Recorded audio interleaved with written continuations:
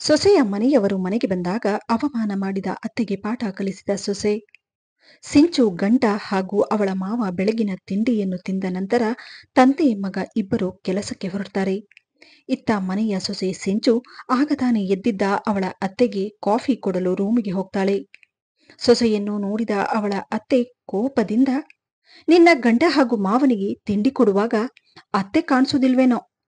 ಮನೆಯಲ್ಲಿ ಅತ್ತೆ ಅನ್ನೋರು ಇದ್ದಾರೆ, ಅವರಿಗೂ ಕರಿಬೇಕು ಅನ್ನೋದು ಗೊತ್ತಿಲ್ವೇನೋ ಎಂದು ಅತ್ತೆ ಹೇಳಿದ್ದನ್ನು ಕೇಳಿ ಸೊಸೆ ಹೇಳುತ್ತಾಳೆ, ಅದು ಹಾಗಲ್ಲ ಅತ್ತೆ, ಇವತ್ತು ಆಫೀಸ್ನಲ್ಲಿ ಮೀಟಿಂಗ್ ಇದೆ, ಸ್ವಲ್ಪ ಬೇಗ ಹೋಗ್ಬೇಕು ಅಂತ ಹೇಳಿದ್ರು, ಅದಕ್ಕೆ ತಿಂಡಿ ಬೇಗ ಮಾಡಿದೆ.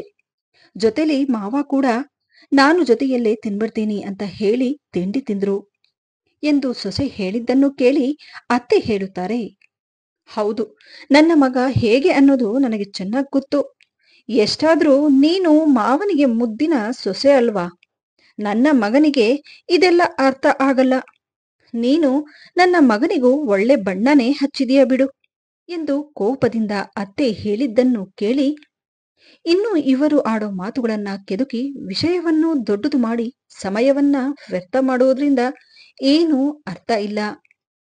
ಒಳಗಡೆ ನನಗೂ ಮಾಡೋದಕ್ಕೆ ಕೆಲಸ ಜಾಸ್ತಿ ಇದೆ, ಅದನ್ನ ನೋಡೋಣ ಎಂದು ಹೇಳಿ ಅವರು ಆಡಿದ ಮಾತಿಗೆ ಏನು ಉತ್ತರ ಕೊಡದೆ ಅಲ್ಲಿಂದ ಬಂದು ಬಿಡ್ತಾಳೆ. ಸಿಂಚು ಮದುವೆಯಾದಾಗನಿಂದ ಅವಳ ಅತ್ತೆ ಅಡುಗೆ ಮನೆಯ ಜವಾಬ್ದಾರಿಯನ್ನೆಲ್ಲ ಅವಳ ಮೇಲೆ ಹೊರಿಸ್ತಾ ಮನೆಯ ಜವಾಬ್ದಾರಿಗಳಿಂದ ದೂರ ಇರ್ತಾರೆ. ಹಾಗಾಗಿ ಬೇಗ ಬೇಗ ಮನೆ ಕೆಲಸವನ್ನೆಲ್ಲ ಮುಗಿಸಿ ಜೊತೆಗೆ ಮನೆಯಲ್ಲಿ ಟ್ಯೂಷನ್ ಕೂಡ ನಡೆಸುತ್ತಿದ್ಲು. ಸಿಂಚು ಮದುವೆಗೂ ಮುಂಚೆ ಟೀಚರ್ ಆಗಿ ಕೆಲಸ ಮಾಡುತ್ತಿರ್ತಾಳೆ. ಆದರೆ ಮದುವೆಯಾದ ನಂತರ ಕೆಲಸಕ್ಕೆ ಹೋಗಲು ಅವಳ ಅತ್ತೆ ನಿರಾಕರಿಸುತ್ತಾರೆ. ಹಾಗಾಗಿ ಅತ್ತೆಯ ಮಾತಿಗೆ ಕೆಲಸ ಕೂಡ ಬಿಡ್ತಾಳೆ. ತನ್ನ ಓದನ್ನು ವ್ಯರ್ಥ ಮಾಡಬಾರದು ಎನ್ನುವ ಕಾರಣಕ್ಕಾಗಿ ಮನೆಯಲ್ಲಿ ಟ್ಯೂಷನ್ ಕೂಡ ನಡೆಸುತ್ತಿದ್ಲು. ಸಿಂಚುಗೆ ಮದುವೆಯಾಗದೆ ಇರೋ ಒಬ್ಬ ನಾದಿನಿ ಕೂಡ ಇರ್ತಾಳೆ. ಇನ್ನು ಅವಳು ಕೂಡ ವರ್ಕ್ ಫ್ರಮ್ ಹೋಮ್ ಮಾಡುತ್ತಿದ್ಲು. ಹಾಗಾಗಿ ಸದಾ ಮನೆಯಲ್ಲೇ ತನ್ನ ತಾಯಿಗೆ ಜೊತೆಯಾಗಿ ಒಂದಲ್ಲ ಒಂದು ವಿಷಯಕ್ಕೆ ತನ್ನ ಅತ್ತಿಗೆಯ ಮೇಲೆ ಹಕ್ಕನ್ನ ಚಲಾಯಿಸುತ್ತಾ ತನ್ನ ಪ್ರತಿಯೊಂದು ಕೆಲಸವನ್ನ ಮಾಡಿಸಿಕೊಳ್ತಿದ್ಲು. ಯಾಕಂದ್ರೆ ಮದುವೆಯಾದ ಮೇಲೆ ಅವಳ ಅಣ್ಣ ಪ್ರತಿಯೊಂದು ವಿಷಯದಲ್ಲಿ ಅತ್ತಿಗೆಯ ಜೊತೆ ನಿಲ್ತಾನೆ ಅನ್ನೋ ದ್ವೇಷ ಅವಳ ಮನಸ್ಸಲ್ಲಿತ್ತು. ಹಾಗಾಗಿ ಒಂದಲ್ಲ ಒಂದು ವಿಷಯಕ್ಕೆ ಚುಚ್ಚು ಮಾತುಗಳಿಂದ ಅವಳನ್ನ ಹೀಯಾಳಿಸುತ್ತಿದ್ಲು. ಸಿಂಚುಗೆ ಅವಳ ಅತ್ತೆ ಮನೆಯಲ್ಲಿ ಅವಳ ಮಾವ ತನ್ನ ಸ್ವಂತ ಮಗಳ ಹಾಗೆ ಪ್ರೀತಿ ಹಾಗೂ ಗೌರವವನ್ನ ಕೊಡ್ತಿದ್ರು. ಯಾಕೆಂದ್ರೆ ಆ ಕುಟುಂಬಕ್ಕಾಗಿ ಅವಳು ತನ್ನ ಕೆಲಸವನ್ನೇ ತೊರೆದಿದ್ಲು. ಹಾಗಾಗಿ ಸೊಸೆ ಎಂದರೆ ಮಗಳ ಹಾಗೆ ಅವಳನ್ನ ಗೌರವಿಸುತ್ತಿದ್ರು. ಇತ್ತ ಸಿಂಚು ಗಂಡ ಕೂಡ ಅವಳನ್ನು ಅಷ್ಟೇ ಪ್ರೀತಿಯಿಂದ ನೋಡಿಕೊಳ್ಳುತ್ತಿದ್ದ. ಇದನ್ನೆಲ್ಲ ನೋಡುತ್ತಿದ್ದ ಅವಳು ಇಂತಹ ಗಂಡ ಪಡೆಯುವುದಕ್ಕೆ ಪುಣ್ಯ ಮಾಡಿರಬೇಕು ಅನ್ನೋ ಒಂದು ಸಂತೋಷ ಅವಳ ಮನಸ್ಸಿನಲ್ಲಿ ಇರ್ತಿತ್ತು. ಹೀಗೆ ಸ್ವಲ್ಪ ಸಮಯದ ನಂತರ ಡೋರ್ ಬೆಲ್ ಬಾರಿಸಿತು. ಓಡಿ ಹೋಗಿ ಸಿಂಚು ಬಾಗಿಲು ತೆಗೆದು ನೋಡಿದಾಗ ಅವಳ ತಂಗಿ ಶಿಲ್ಪ ನಿಂತಿರ್ತಾಳೆ. ತಂಗಿಯನ್ನು ನೋಡಿದ ತಕ್ಷಣ ಅವಳಿಗೆ ಎಲ್ಲಿಲ್ಲದ ಸಂತೋಷವಾಗುತ್ತದೆ. ಒಂದು ಕ್ಷಣಕ್ಕೆ ಮನೆಯಲ್ಲಿ ನಡೆಯುತ್ತಿದ್ದ ಕಷ್ಟಗಳನ್ನೆಲ್ಲ ಮರೆತಾಳೆ. ತಂಗಿಯನ್ನು ನೋಡಿದ ಸಿಂಚು, ಅರೆ ಶಿಲ್ಪ, ಇದೇನು ಸಡನ್ ಆಗಿ ಒಳಗ್ ಬಾ ಎಂದು ಅಕ್ಕ ಹೇಳಿದ್ದನ್ನು ಕೇಳಿ ತಂಗಿ ಹೇಳ್ತಾಳೆ, ಅದು ಅಕ್ಕ, ನಾನು ಅಪ್ಪ ಯಾವುದೋ ಕೆಲಸದ ಮೇಲೆ ಇಲ್ಲಿಗೆ ಬಂದಿದ್ವಿ, ಹಾಗೇ ನಿನ್ನನ್ನು ಕೂಡ ಮಾತಾಡ್ಸ್ಕೊಂಡು ಹೋಗೋಣ ಅಂತ ಬಂದ್ವಿ. ಆ ಕೆಲಸ ಆಗೋದಕ್ಕೆ ಸ್ವಲ್ಪ ಲೇಟ್ ಆಗುತ್ತೆ ಅಂತ ಹೇಳಿದ್ರು. ಅದಕ್ಕೆ ಅಪ್ಪ ನೀನು ಹೋಗಿ ಅಕ್ಕ ಮನೇಲಿರು, ನಾನು ಬರ್ತೀನಿ ಅಂತ ಹೇಳಿ ನನ್ನ ಇಲ್ಲಿ ಬಿಟ್ಟು ಹೋದ್ರು ಎಂದು ತಂಗಿ ಹೇಳಿದ್ದನ್ನು ಕೇಳಿ ಅಕ್ಕ ಹೇಳ್ತಾಳೆ, ಒಳ್ಳೇದಾಯ್ತು ಬಂದಿದ್ದು ನೀನು, ನಿನ್ನನ್ನು ನೋಡಿ ತುಂಬಾ ದಿನ ಆಗಿತ್ತು ಎಂದು ಹೇಳುವಷ್ಟರಲ್ಲಿ ಸಿಂಚು ಅತ್ತೆ ರೂಮಿಂದ ಹೊರಗಡೆ ಬರ್ತಾರೆ. ಸಿಂಚು ತಂಗಿಯನ್ನು ನೋಡಿ ಅವರು, ಅರೆ ಇದೇನು ಇಷ್ಟು ಬೆಳಗಿನ ಜಾವ ಇಲ್ಲಿವರೆಗೂ ಪಾದ ಬೆಳೆಸ್ಬಿಟ್ಟಿದ್ದೀ ಎಂದು ಸಿಂಚು ಅತ್ತೆ ಹೇಳಿದ್ದನ್ನು ಕೇಳಿ ಅವಳ ತಂಗಿ ಹೇಳ್ತಾಳೆ, ಅದು ಇಲ್ಲೇ ಸ್ವಲ್ಪ ಕೆಲಸ ಇತ್ತು, ನಾನು ಅಪ್ಪ ಬಂದಿದ್ವಿ, ಹಾಗೇ ಅಕ್ಕನ ಕೂಡ ಮಾತಾಡ್ಸ್ಕೊಂಡು ಹೋಗೋಣ ಅಂತ ಬಂದೆ ಎಂದು ಹೇಳುವಷ್ಟರಲ್ಲಿ ಸಿಂಚು ನಾದಿನಿ ಬರ್ತಾಳೆ. ಅತ್ಗೆ, ಈಗಾಗಲೇ ಟೈಮ್ ಜಾಸ್ತಿ ಆಗೋಗಿದೆ, ರಾತ್ರಿ ನಾನು ನಿಮ್ಗೆ ಹೇಳಿದ್ದೆ ನನಗೆ ಬೆಳಗ್ಗೆ ಮೀಟಿಂಗ್ ಇದೆ, ಸ್ವಲ್ಪ ಬೇಗ ಹೋಗ್ಬೇಕು ಅಂತ ಹೇಳಿ, ತಿನ್ನೋದಕ್ಕೆ ಏನಾದ್ರೂ ಇದೆಯೋ ಇಲ್ವೋ ಎಂದು ನಾದಿನಿ ಹೇಳಿದ್ದನ್ನು ಕೇಳಿ ಅವಳ ಅತ್ತಿಗೆ ಸಿಂಚು ಹೇಳ್ತಾಳೆ, ಅರೆ, ಚಪಾತಿ ಮಾಡಿ ಎಷ್ಟೊತ್ತಾಯ್ತು? ಪಲ್ಯನ ಬಿಸಿ ಮಾಡಬೇಕು ಅಷ್ಟೇ, ಒಂದೆರಡು ನಿಮಿಷ ಕೊಟ್ಬಿಡ್ತೀನಿ ಎಂದು ಹೇಳಿ ಅಡಿಗೆ ಮನೆಯ ಕಡೆ ಹೊರಡುತ್ತಾಳೆ. ಆದರೆ ಸಿಂಚು ಅತ್ತೆ ತನ್ನ ಮಗಳನ್ನು ಎಷ್ಟು ಬೆಂಬಲಿಸುತ್ತಿದ್ರು ಅಂದ್ರೆ, ಅವಳು ಏನೇ ಮಾಡಿದರೂ ಅವಳೇ ಸರಿ ಅನ್ನೋ ಹಾಗೆ ಇರ್ತಿದ್ರು. ಹಾಗಾಗಿ ಮಗಳ ಆ ವರ್ತನೆಯ ಬಗ್ಗೆ ಏನು ಹೇಳದೆ ಸುಮ್ಮನಾಗ್ತಾ, ಸರಿ, ನನಗೂ ದೇವಸ್ಥಾನಕ್ಕೆ ಹೋಗೋದಿದೆ, ನಾನು ಬರ್ತೀನಿ ಮಗಳೇ ಎಂದು ಮಗಳಿಗೆ ಹೇಳಿ ಮನೆಯಿಂದ ಹೊರಗಡೆ ಹೋಗ್ತಾರೆ. ಇತ್ತ ಸಿಂಚು ನಾದಿನಿ ಕೂಡ ತಿಂಡಿಯನ್ನು ತಿಂದು ಅವಳ ಕೆಲಸಕ್ಕೆ ಹೋಗ್ತಾಳೆ. ಇನ್ನು ಸಿಂಚು ಅತ್ತೆ ಮನೆಗೆ ಅವಳ ಮನೆಯವರು ಬಂದಾಗ ಲೆಲ್ಲ ಇದೇ ರೀತಿ ಏನಾದರೂ ಒಂದು ನೆಪವನ್ನ ಹೇಳಿ ಮನೆಯಿಂದ ಹೊರ ಹೋಗುತ್ತಿದ್ರು. ಸಿಂಚು ತಂದೆ ತಾಯಿ ಮನೆಗೆ ಬರುವುದು ಅವರಿಗೆ ಇಷ್ಟ ಇರೋದಿಲ್ಲ. ಮನೆಯಲ್ಲಿ ಯಾರು ಇಲ್ಲದೆ ಇರೋ ಕಾರಣ ಅಕ್ಕ ತಂಗಿಗೆ ಮಾತನಾಡಲು ಸ್ವಲ್ಪ ಸಮಯ ಸಿಗುತ್ತೆ. ಹಾಗಾಗಿ ಇಬ್ಬರು ಮಾತಿಗೆ ಕುಳಿತು ಬಿಡ್ತಾರೆ. ಅಷ್ಟರಲ್ಲಿ ಸಿಂಚು ತಂದೆ ಕೂಡ ಬರ್ತಾರೆ.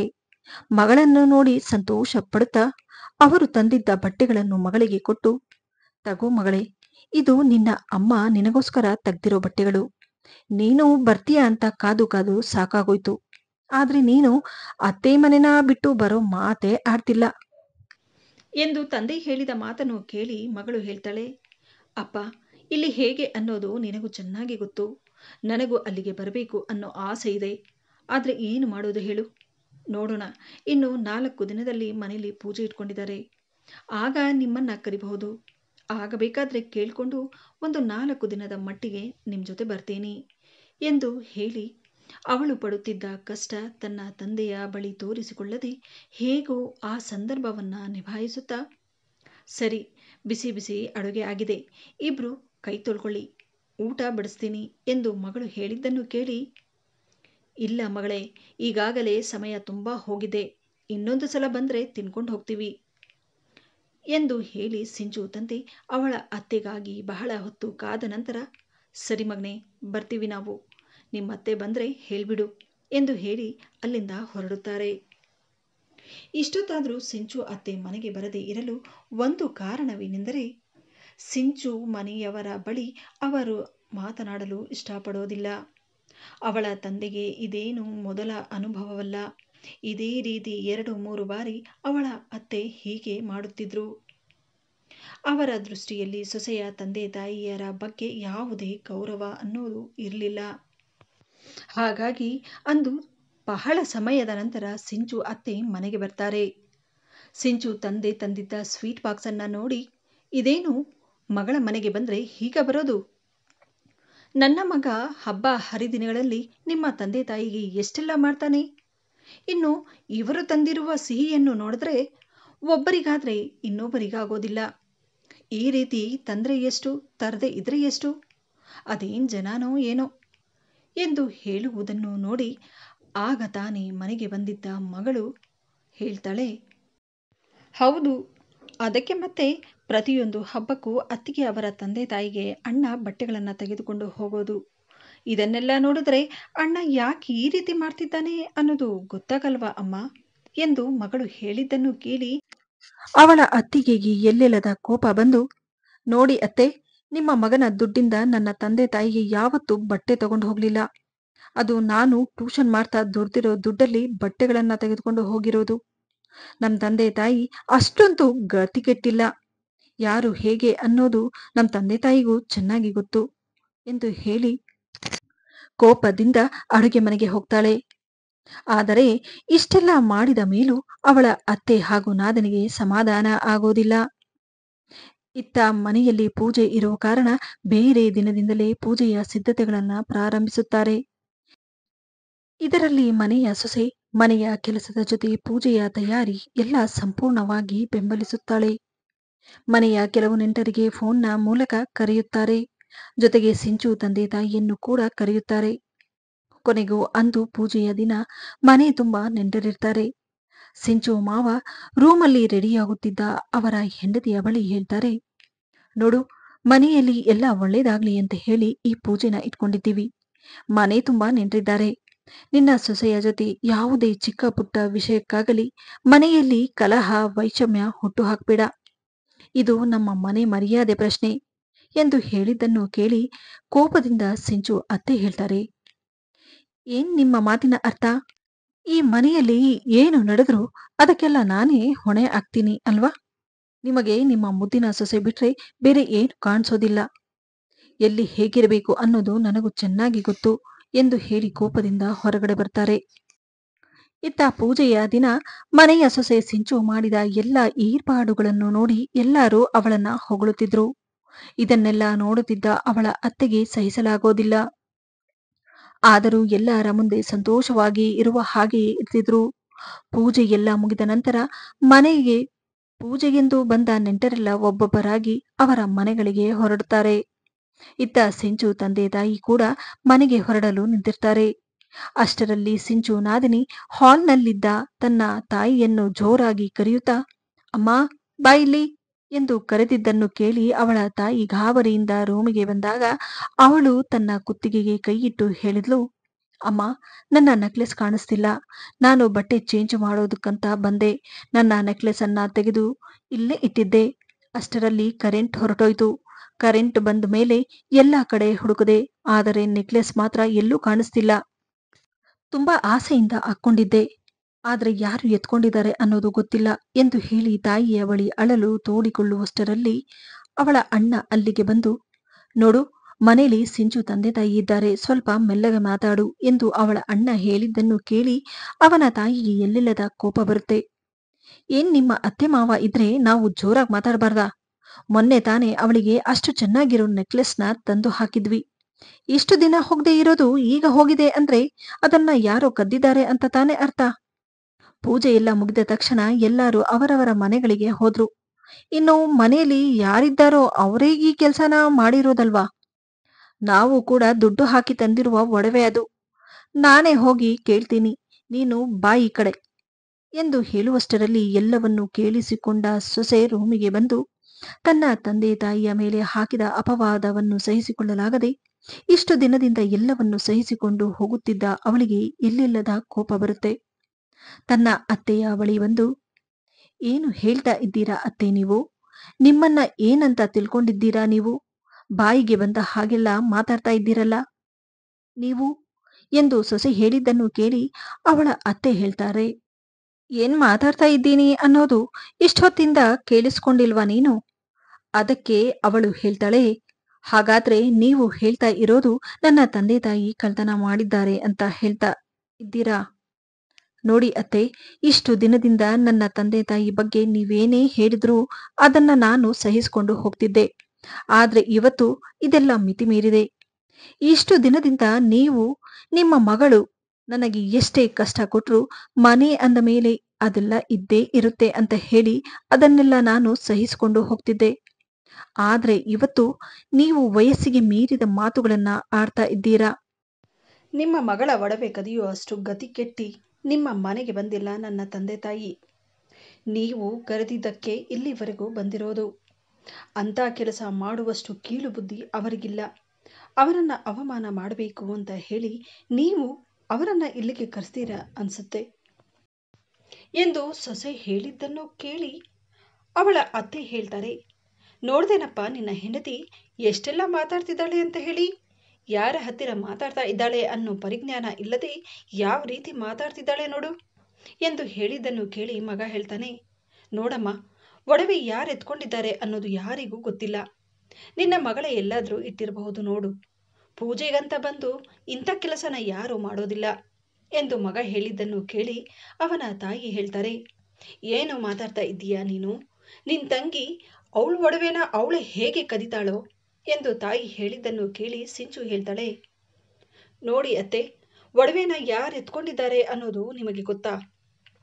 ನಮ್ಮ ತಂದೆ ತಾಯಿ ಮೇಲೆ ಈ ಅಪವಾದ ಹಾಕ್ತಾ ಇದ್ದೀರಲ್ಲ. ನೀವು ನೋಡಿದ್ರಾ? ನಮ್ಮ ತಂದೆ ತಾಯಿನ ನೋಡಿದ್ರೇನೆ ನಿಮಗಾಗೋದಿಲ್ಲ. ಅವರು ಯಾವಾಗ ಮನೆಗೆ ಬರ್ತಾರೋ ಆವಾಗಲೆಲ್ಲ ನೀವು ಇದೇ ರೀತಿ ಅವಮಾನ ಮಾಡೋದು. ಇನ್ನೊಂದು ಸಲ ಅವರು ಇಲ್ಲಿಗೆ ಬರಬಾರ್ದು ಅಂತ ಹೇಳಿ ನೀವೇ ಇಂಥ ಕೆಲಸ ಮಾಡಿರಬಹುದು ಎಂದು ಹೇಳಿದ್ದನ್ನು ಕೇಳಿ ಅವಳ ಅತ್ತೆಗೆ ಕೋಪ ಬರುತ್ತೆ.